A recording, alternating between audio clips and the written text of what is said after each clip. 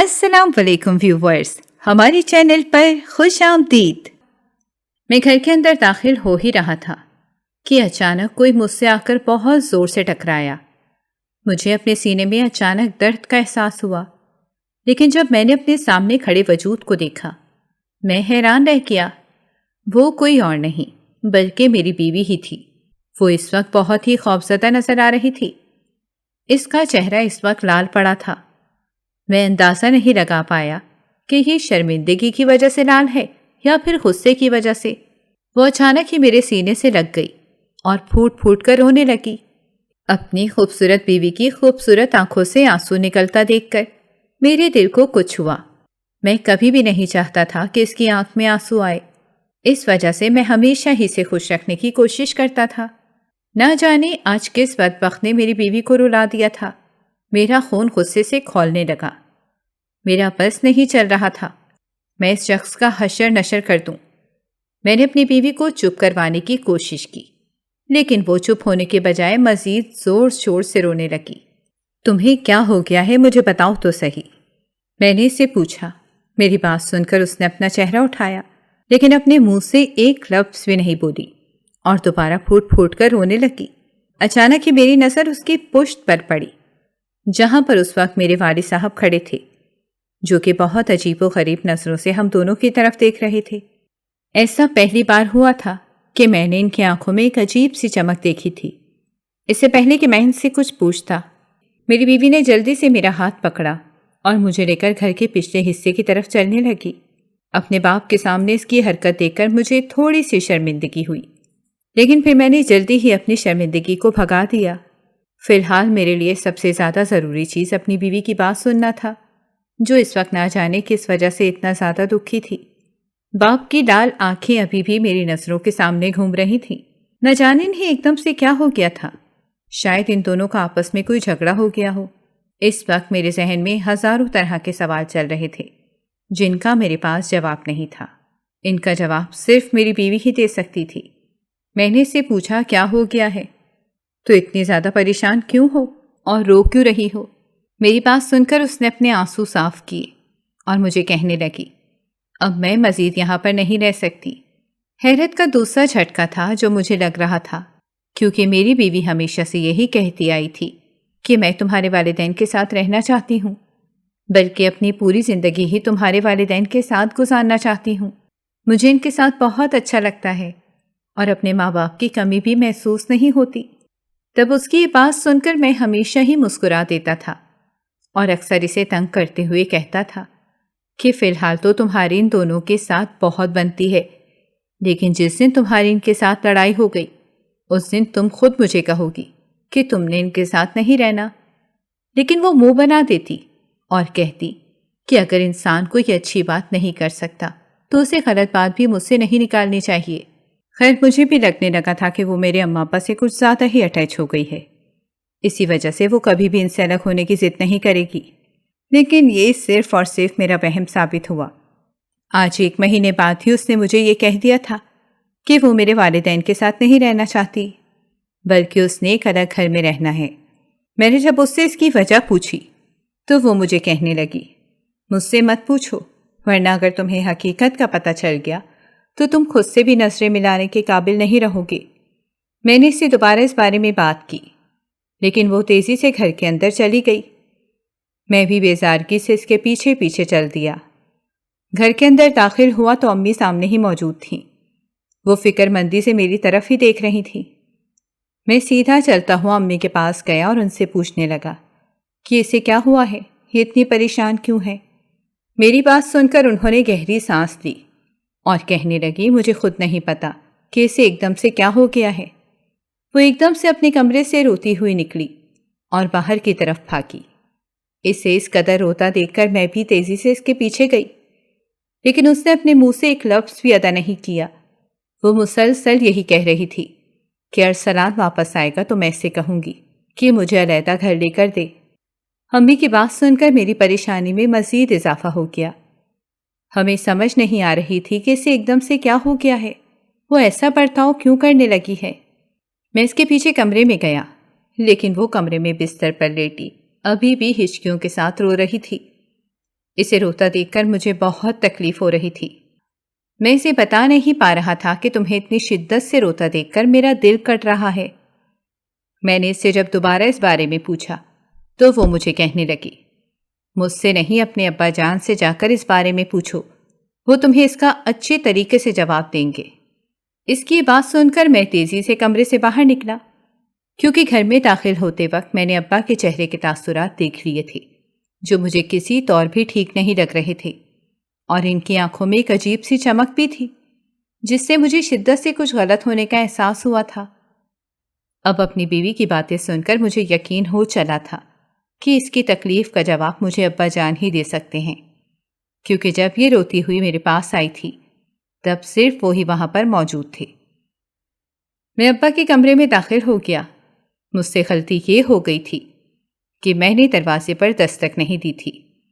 سامنے ابا موبائل پر کوئی ویڈیو دیکھ رہے تھے۔ ان کا رخ سامنے کی جانب تھا جبکہ ان کی پیٹھ میری جانب تھی۔ ان کے ہاتھ میں پکڑا ہوا موبائل مجھے صاف نظر آ رہا تھا۔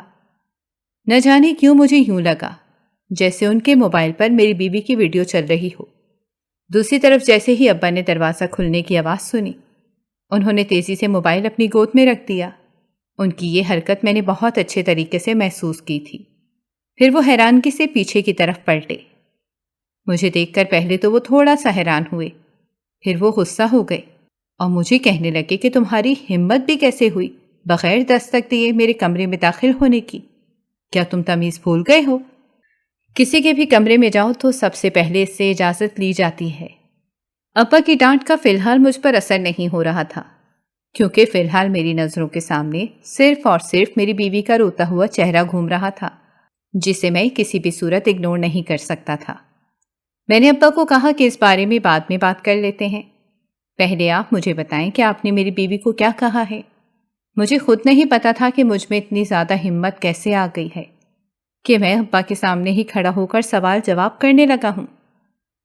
میری بات سن کر ابا کے چہرے پر دکھ کے تاثرات نمودار ہوئے، جسے میں نے اچھی طرح سے نوٹ کیا تھا، لیکن میں اس سب چیزوں کو جان بوجھ کر نظر انداز کر رہا تھا، کیونکہ میں جانتا تھا کہ اگر میں نے اس طرف دھیان دینا شروع کر دیا تو میں کبھی بھی حقیقت کے بارے میں پتہ نہیں لگا پاؤں گا۔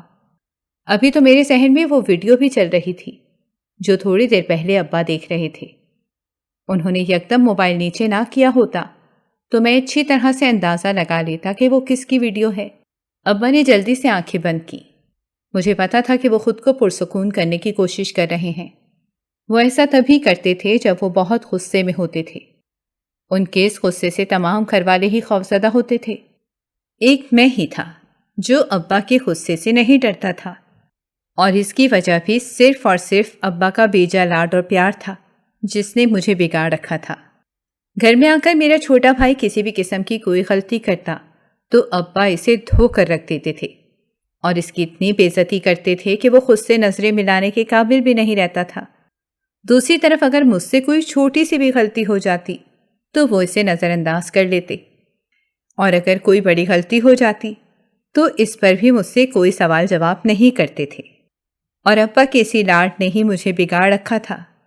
یہی وجہ تھی کہ میں کوئی بھی معاملہ لے کر ابا کے پاس پہنچ جاتا، یہاں تک کہ ان سے سوال جواب بھی کرنا شروع کر دیتا تھا۔ ابا نے مجھے کہا کہ مجھے پتا ہے کہ تم اپنی بیوی کے غلام بنے ہوئے ہو، لیکن میں نہیں جانتا تھا کہ وہ تمہیں اپنی انگلیوں پر نچانا شروع کر دے گی اور تمہیں اتنا مجبور کر دے گی کہ تم اپنے باپ سے ہی حساب لینے کے لیے پہنچ جاؤ گے۔ جہاں تک تمہاری بیوی کا سوال ہے تو وہ ایک نفسیاتی مریضہ ہے، اسے صرف اور صرف علاج کی ضرورت ہے۔ وہ اپنے پاس سے ہی کہانیاں بنانے لگتی ہے اور پھر ان کہانیوں کو حقیقت کا رنگ بھی دینے کی کوشش کرتی ہے، جبکہ حقیقی دنیا میں ایسا کچھ بھی نہیں ہوتا۔ مجھ سے سوال کرنے سے بہتر ہے کہ اپنی بیوی کو کسی اچھے سے ہسپتال میں لے کر جاؤ۔ ابا کی بات سن کر میرا چہرہ شرمندگی سے لال ہو گیا۔ اس سے پہلے کہ میں انہیں مزید کچھ کہتا، اچانک ہی کمرے کا دروازہ کھلا اور میرا بھائی کمرے کے اندر داخل ہوا۔ ہم دونوں کو باتیں کرتا ہوا دیکھ کر وہ تیزی سے بولا، معذرت کیجیے گا، مجھے لگا کہ کمرے میں کوئی بھی نہیں ہے۔ یہ کہہ کر وہ دوبارہ سے کمرے سے باہر نکل گیا۔ میں بھی ابا سے اجازت لے کر کمرے سے باہر آ گیا۔ اب میرا رخ دوبارہ اپنی بیوی کے کمرے کی طرف تھا۔ جو کہ اب خاموش ہو چکی تھی۔ اس کے چہرے پر ابھی بھی آنسوؤں کے موٹے موٹے نشانات تھے جو کہ مجھے تکلیف پہنچا رہے تھے۔ میں ہر ممکن کوشش کر رہا تھا کہ اس کے چہرے کی طرف ہی نہ دیکھوں، کیونکہ جب بھی میں اس کے چہرے کی طرف دیکھتا تھا تب میرا دل کٹنا شروع ہو جاتا تھا۔ مجھے لگتا تھا کہ کوئی میرے دل میں خنجر چبھ ہو رہا ہے۔ مجھے اپنی بیوی سے اس قدر محبت تھی کہ میں بیان نہیں کر سکتا تھا۔ اس دن میری بیوی نے مجھے اس بارے میں کچھ بھی نہیں بتایا۔ جب میں اس کی منتیں کرتا رہا اور کافی دیر اسے مناتا رہا کہ جب تک وہ مجھے نہیں بتائے گی تب تک میں مسئلہ حل نہیں کر پاؤں گا، مگر اس نے مجھے ایک ہی بات کہی کہ تم خود ہی اس بارے میں پتہ لگانے کی کوشش کرو، کیونکہ مجھ میں اتنی ہمت نہیں ہے کہ میں یہ سب کچھ بتا سکوں، جبکہ مجھے یہ بھی لگتا ہے کہ اگر میں نے تمہیں حقیقت بتا دی تو بعد میں تم مجھ پر ہی شک کرو گے۔ دوسری طرف ابا کی باتیں بھی میرے ذہن میں گونج رہی تھیں۔ جہاں انہوں نے مجھے کہا تھا کہ اپنی بیوی کا علاج کرواؤ، وہ ایک نفسیاتی مریضہ بن گئی ہے۔ اس دن سے میں اپنی بیوی کی حرکتوں کو نوٹ کرنے لگا تھا۔ واقعی ایسا ہی تھا۔ وہ اچانک ہی اکیلے بیٹھے بیٹھے چیخنے لگتی اور کبھی کبھار تو خود کو کسی سے چھڑوانے کی بھی کوشش کرتی۔ جب ہم میں سے کوئی اس سے پوچھتا تو وہ خوفزدہ نظروں سے میری طرف دیکھنے لگتی اور تیزی سے نفی میں سر ہلاتی یا پھر جلدی سے واش روم میں چلی جاتی۔ سمجھ نہیں آ رہی تھی کیسے ایک دم سے کیا ہو گیا ہے۔ پہلے تو وہ بالکل ٹھیک تھی۔ 2-3 دن بعد میں نے اماں سے اس بارے میں بات کی تو انہوں نے مجھے کہا کہ تمہارے لیے بہتر ہے کہ اپنی بیوی کو لے کر ایک علیحدہ گھر میں چلے جاؤ، لیکن میں اپنے ابا اور اماں کو چھوڑنا نہیں چاہتا تھا۔ ان دونوں سے میں بہت ہی محبت کرتا تھا اور میں چاہتا تھا کہ جب تک وہ دونوں زندہ ہیں تب تک اپنی زندگی ان کے ساتھ ہی گزاروں۔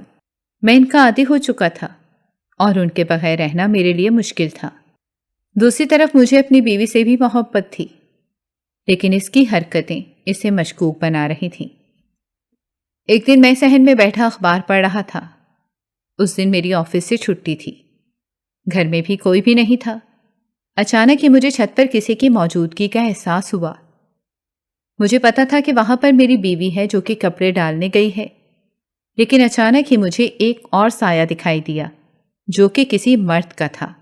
مرد کا سایہ دیکھ کر مجھے شدت سے کچھ غلط ہونے کا احساس ہوا۔ میں نے جلدی سے اخبار سائٹ پر رکھی اور چھت پر چلا گیا۔ وہاں جا کر میری نظر اپنے ابا جان پر پڑی جو میری بیوی کے تھوڑے نزدیک ہی کھڑے تھے اور اس سے کسی بارے میں بات کر رہے تھے، جبکہ میری بیوی کے چہرے کی ہوائیاں اڑی ہوئی تھیں۔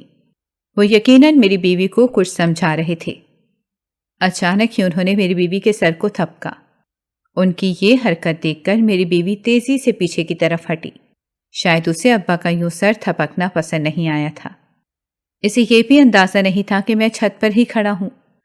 دوسری طرف جب مجھے احساس ہوا کہ ان دونوں کی توجہ میری طرف نہیں ہے تو میں جلدی سے جا کر چھپ گیا۔ میں دیکھنا چاہتا تھا کہ اب ابا میری بیوی کو مزید کیا کہیں گے۔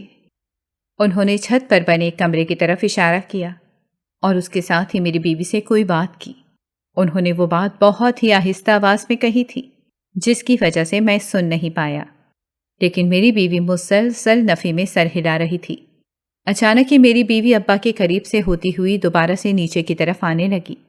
جب میں نے اسے اپنی طرف آتے ہوئے دیکھا تب میں بھی جلدی سے 2-3 سیڑھیاں نیچے جا کر کھڑا ہو گیا اور یوں ظاہر کرنے لگا کہ جیسے ابھی ابھی ہی میں چھت کی طرف آ رہا ہوں۔ مجھے وہاں پر دیکھ کر پہلے تو وہ حیران ہوئی اور پھر پھوٹ پھوٹ کر رونے لگی۔ اسے روتا دیکھ کر میں دوبارہ سے پریشان ہو گیا۔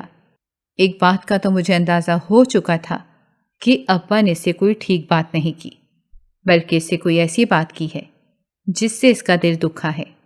میں نے اس کا ہاتھ پکڑا اور اسے تیزی سے لے کر کمرے کی طرف بڑھ گیا۔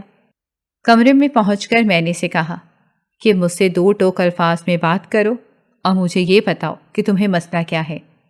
آخر ابا کے ساتھ تمہارا کیا معاملہ ہے جو تم اتنی زیادہ خوفزدہ ہو جاتی ہو، اور جب بھی ابا تم سے بات کرتے ہیں تو تم رونے لگ جاتی ہو۔ مجھے بتاؤ کہ وہ تم سے ایسی کون سی بات کرتے ہیں۔ میری بات سن کر وہ ہچکیوں سے رونے لگی اور کہنے لگی میں تمہیں اس بارے میں نہیں بتا سکتی اور نہ ہی تمہیں کبھی اس بارے میں بتاؤں گی۔ میں تمہیں صرف یہی کہتی ہوں کہ مجھے یہاں سے لے چلو، مجھے کسی ایسی جگہ پر لے چلو جہاں پر ان لوگوں میں سے کوئی بھی نہ ہو۔ میں ان لوگوں کے ساتھ نہیں رہنا چاہتی۔ بلکہ میں صرف تمہارے ساتھ اپنی زندگی گزارنا چاہتی ہوں۔ میں چاہتی ہوں میری زندگی میں سکون رہے، جو کہ ان لوگوں کی موجودگی میں ممکن نہیں ہے۔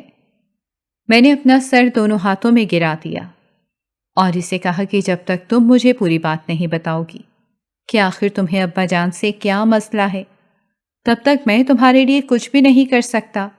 اس نے تیزی سے اپنے آنسو صاف کیے اور کہا، تو پھر ٹھیک ہے، میں بھی تمہیں اس بارے میں کچھ بھی نہیں بتا سکتی جب تک تم خود ہی اندازہ نہیں لگا پا رہے۔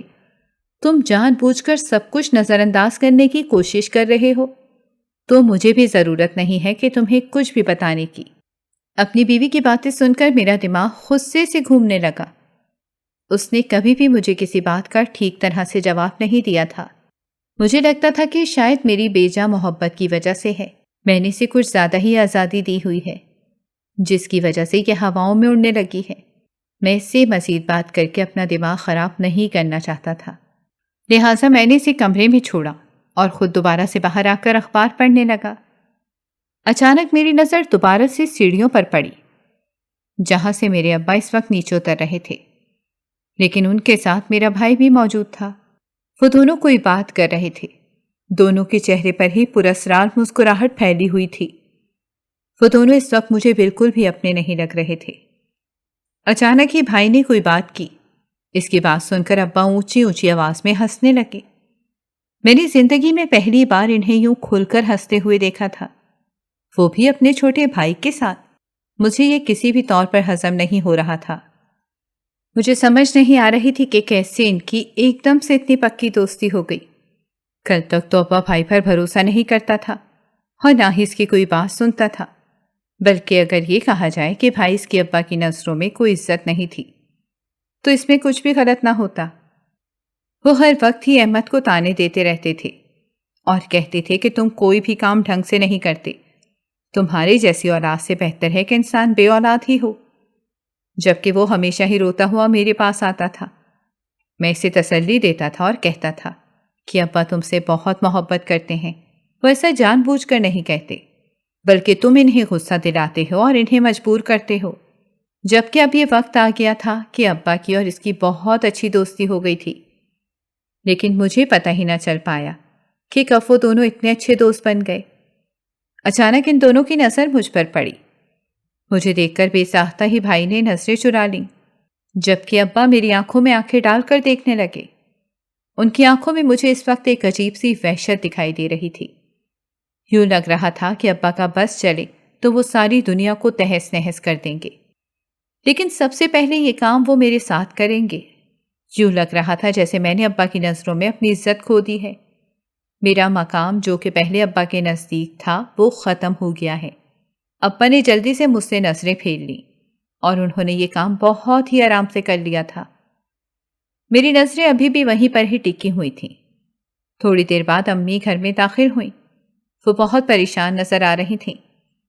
میں نے اپنی توجہ ان کی طرف مبذول کر دی اور ان سے پوچھنے لگا کہ کیا ہو گیا ہے، آپ اس قدر پریشان کیوں ہیں؟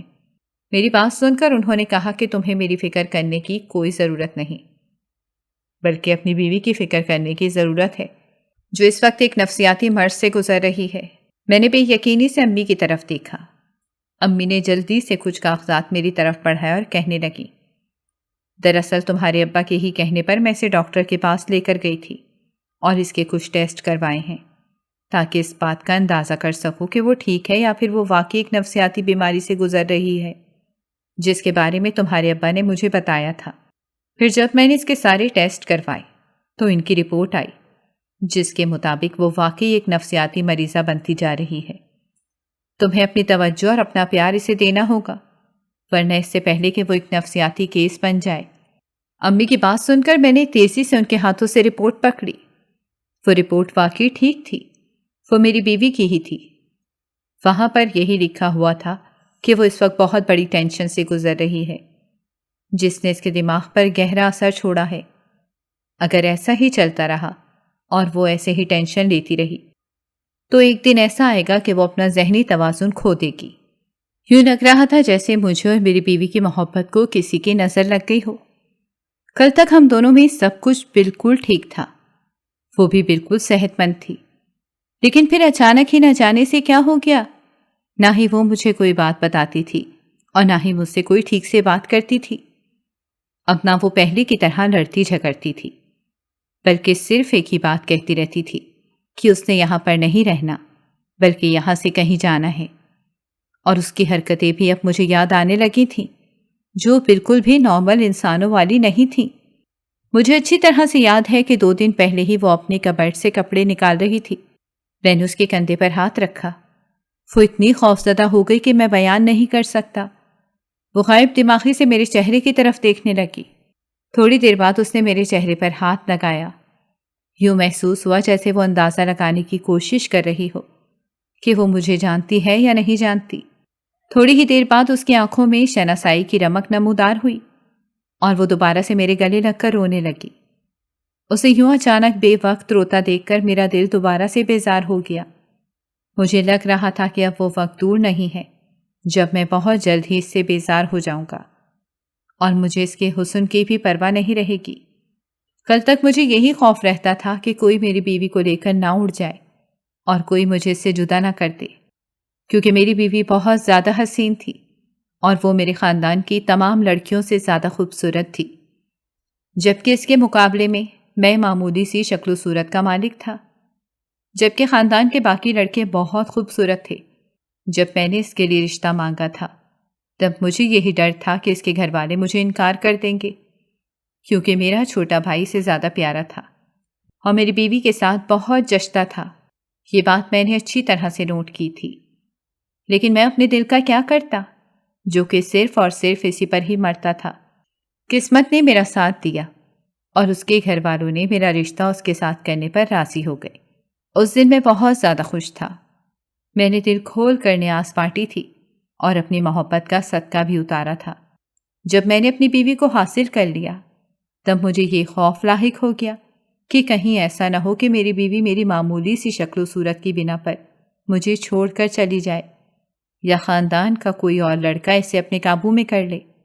میری شادی کو 8 مہینے گزر چکے تھے، لیکن اس دوران ایسا کوئی بھی واقعہ نہیں ہوا تھا جس کی وجہ سے میں تھوڑا سا مطمئن ہو گیا تھا، مگر پھر وقت گزرنے کے ساتھ ساتھ میرا خوف دوبارہ سے پیدا ہونے لگا، کیونکہ میرے دوست نے مجھے کہا تھا کہ وہ اکثر میری بیوی کو میرے بہت سارے کزنوں کو گھورتے ہوئے دیکھتا ہے اور وہ انہیں یوں دیکھ رہی ہوتی ہے جیسے اس نے خوبصورت لڑکے کبھی بھی نہ دیکھے ہوں۔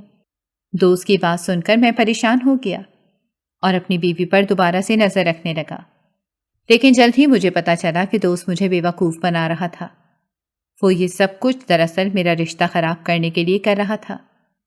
تب مجھے بہت ہی دکھ ہوا اور میں اپنے دوستوں کی باتوں پر یقین کرنا ہی چھوڑ دیا، کیونکہ میں ان کی وجہ سے اپنا اور اپنی بیوی کا رشتہ خراب نہیں کرنا چاہتا تھا۔ دن بہت تیزی کے ساتھ گزرتے جا رہے تھے۔ میری شادی کو اب 1 سال ہونے والا تھا، لیکن اب آ کر میری بیوی بہت ہی عجیب و غریب حرکتیں کرنے لگی تھی۔ کبھی کبھار تو مجھے یوں لگتا تھا جیسے وہ یہ سب کچھ جان چھڑوانے کے لیے کر رہی ہو، کیونکہ میرا دل یہ ماننے کے لیے تیار ہی نہیں تھا کہ وہ ایک نفسیاتی مریضہ ہے۔ ایک دن میں گھر کے اندر داخل ہوا۔ اس وقت گھر کا دروازہ پہلے ہی کھلا ہوا تھا۔ میں لاؤنج میں جا رہا تھا کہ میرے کانوں میں امی کی آواز پڑی، جو کہ ابا سے کہہ رہی تھیں کہ اب تو بس کر جائیں، وہ آپ کا ہی بیٹا ہے، آپ اسے کیوں یہ تکلیف پہنچانا چاہتے ہیں؟ آپ سوچیں جس دن اسے پتہ چلے گا اس دن اسے کتنے زیادہ دکھ ہوگا کہ آپ اس کی بیوی کے ساتھ۔ اچانک ہی میرا ہاتھ گلدان سے ٹکرایا اور وہ نیچے گر گیا، جس کی وجہ سے ان دونوں کی توجہ مجھ پر مبذول ہو گئی۔ ابا کے چہرے پر ایک سایہ آ کر لہرایا، جبکہ اماں بھی پریشان نظر آنے لگیں۔ میں نے ان سے اس بارے میں کوئی سوال نہیں کیا اور یوں ہی ظاہر کیا جیسے میں نے کچھ سنا ہی نہ ہو۔ مجھے اندازہ ہو گیا تھا کہ ابا میری بیوی کے ساتھ کچھ غلط کرنے کی کوشش کر رہے ہیں، اسی وجہ سے ہی وہ اس قدر پریشان ہیں۔ میں نے فیصلہ کیا کہ اب کچھ بھی ہو جائے اس بارے میں پتہ لگا کر ہی رہوں گا۔ اب میں اپنی بیوی پر نظر رکھنے لگا تھا، لیکن میں اسے اس چیز کا احساس نہیں ہونے دے رہا تھا اور نہ ہی کسی اور کو یہ احساس ہونے دے رہا تھا۔ رات 12 بجے کا وقت تھا۔ اس وقت میں بھی جاگ رہا تھا جب اچانک میری بیوی کمرے سے نکل گئی۔ اسی وقت اس کے موبائل پر بیل بجی تھی۔ یقیناً کسی کا میسج آیا تھا۔ اپنی بیوی کے پیچھے پیچھے میں بھی نکل گیا۔ جب میں اس کے ساتھ لان میں پہنچا تو اپنے بھائی کی آواز میرے کانوں میں پڑی کہ پھر کب لے رہی ہو اپنے شوہر سے طلاق اور کب بن رہی ہو میری دلہن؟ تب مجھ پر یہ راز آشکار ہوا کہ میری بیوی پر گندی نظر رکھنے والا کوئی اور نہیں بلکہ میرا سوتیلا بھائی تھا، اور میرا باپ ہی تھا جو میرے سوتیلے بھائی کا ساتھ دے رہا تھا۔ دراصل میں اپنے باپ کا سوتیلا بیٹا تھا۔ جب میری ماں کو طلاق ہو گئی تھی تب میں صرف 2 سال کا تھا۔ اماں مجھے لے کر یہاں پر آ گئی تھیں اور اس مرد کے ساتھ شادی کر لی تھی۔ تب اس کا بھی ایک بیٹا تھا جو کہ 1 سال کا تھا۔ دونوں کو ہی ایک دوسرے کی ضرورت تھی۔ جب میں شادی کر رہا تھا تب مجھے اندازہ نہیں تھا کہ میرا بھائی بھی اس لڑکی کو پسند کرتا ہے۔ میری شادی کے بعد وہ 1 مہینے تک گھر سے غائب رہا تھا۔ پھر 1 مہینے تک ابا نے اسے واپس بلایا تھا۔ تب انہوں نے بھائی سے وعدہ کیا تھا کہ تم فکر مت کرو، میں خود اس لڑکی کو طلاق دلوا کر تمہارے ساتھ اس کی شادی کرواؤں گا۔ یہی وجہ تھی کہ میرا سوتیلا باپ ہمیشہ ہی اسے پریشان کرتا رہتا تھا اور اسے دھمکی دیتا رہتا تھا کہ اگر اس نے اس کی بات نہ مانی تو وہ اس پر الزام لگائیں گے اور اسے اس گھر سے نکال دیں گے۔ جب مجھے اس راز کے بارے میں معلوم ہوا تب میرا دل کیا کہ میں خون کے آنسو رونا شروع کر دوں۔ میں سوچ بھی نہیں سکتا تھا کہ میری بیوی اس قدر تکلیف سے گزر رہی ہے۔ وہ بھی میری بیوی کو تنگ کر ہی رہے تھے جب میں وہاں پر چلا گیا۔ مجھے دیکھ کر وہ دونوں ہی پریشان ہو گئے۔ میں نے ان سے ایک لفظ بھی نہیں کہا اور اپنی بیوی کا ہاتھ پکڑ کر کمرے میں آ گیا۔ میں نے اسے کہا کہ سامان پیک کرنا شروع کر دو۔ پھر اس کے بعد اگلے ہی دن اسے لے کر میں علیحدہ گھر میں شفٹ ہو گیا، لیکن اپنی اماں سے ابھی تک میں نے تعلق نہیں توڑا تھا۔ اس سے ملنے کے لیے میں گھر جاتا رہتا تھا، مگر اپنی بیوی کو میں نے کبھی بھی اس سلسلے میں مجبور نہیں کیا۔ اگر آپ کو ہماری کہانیاں پسند آ رہی ہیں تو ہماری چینل کو سبسکرائب کریں اور بیل آئیکن کو پریس کرنا مت بھولیے گا تاکہ ہماری ہر کہانی آپ تک بر وقت پہنچے، اور کامنٹ باکس میں اپنی رائے کا اظہار کرنا مت بھولیے گا۔